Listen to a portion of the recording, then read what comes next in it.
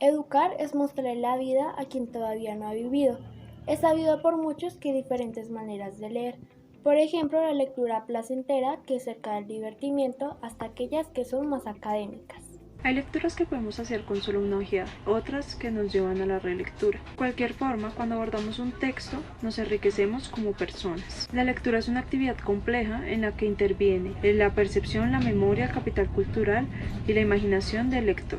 Un tema interesante es cuando nos dicen que hay que enseñar a leer lento en tiempos de rapidez. Y no es mentira, nos damos cuenta como cada día va siendo mucho más rápido que el anterior, sobre todo con estas dinámicas de resultados inmediatos como lo que nos proporciona hoy en día la tecnología. En la actualidad, por las exigencias y retos, se presenta un alto nivel de competitividad. La fuente más utilizada es el Internet y en estos tiempos de rapidez donde buscamos resultados inmediatos, la tecnología acelera nuestro ritmo de vida.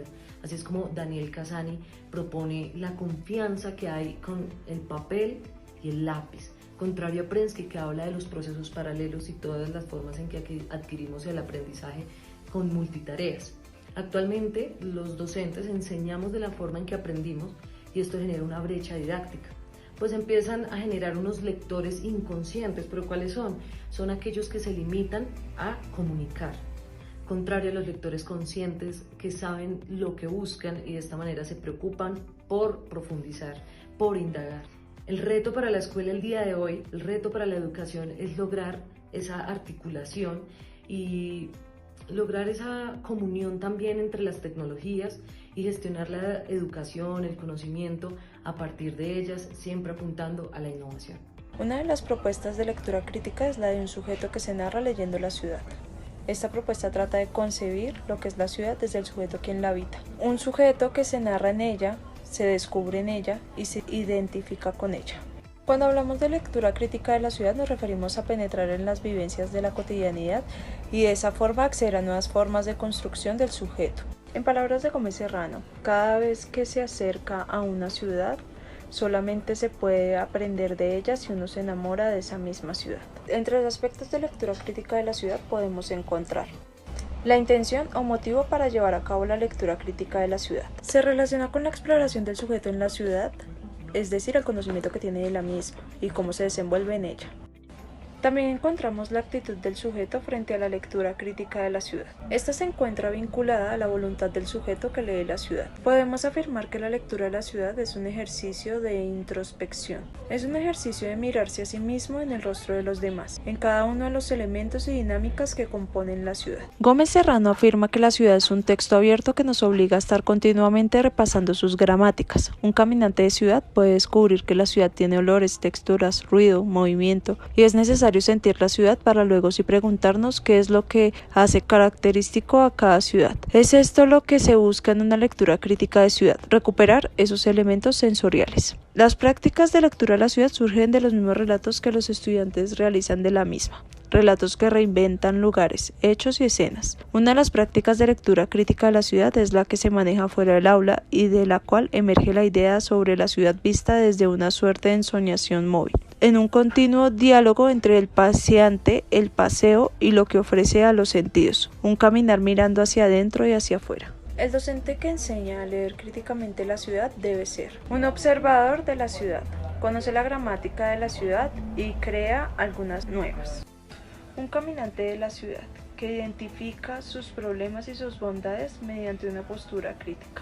Un conocedor de la ciudad utiliza referencias históricas, literarias, geográficas, entre otras, con el fin de construir la ciudad desde los conceptos que rompen barreras del desconocimiento, el conocimiento, el reconocimiento y la identidad. Alguien respetuoso y amoroso de su ciudad, capaz de construir sentido de pertenencia e identidad. Un caminante de la ciudad que identifica sus problemas y sus bondades mediante una postura crítica. Alguien que pone al servicio de la lectura de la ciudad su saber pedagógico con el fin de planear, desarrollar y evaluar prácticas de lectura tanto dentro como fuera del aula. La lectura crítica de la ciudad es importante para la construcción de identidad, ya que parte de un principio subjetivo que es el enamorarse de un lugar en el cual habitamos, y quien se enamora del lugar que habita aprende.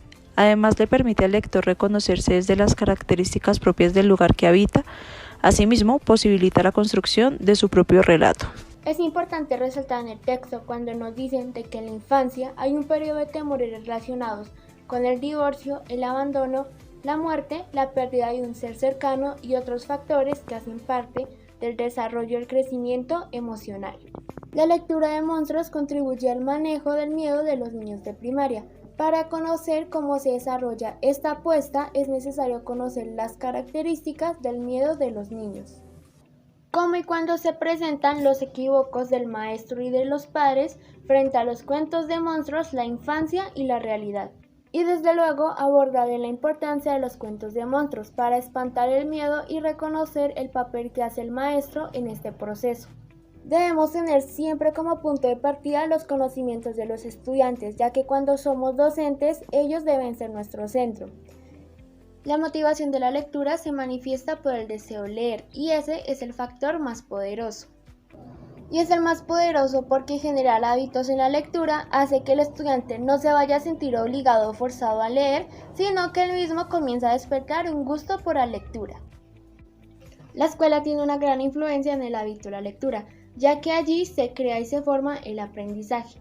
Por ello, la tarea de la escuela es formar un ambiente favorable para la lectura, para que el estudiante sea capaz de dominar el proceso lector y sentar bases sólidas para que pueda formar el hábito de la lectura. Un ejemplo que se puede lograr gracias a la comprensión lectora es como, por ejemplo, cuando un alumno le hace muchas preguntas a su profesor y le pregunta a sus compañeros qué acaba de decir el profesor o qué acaba de dejar de tarea.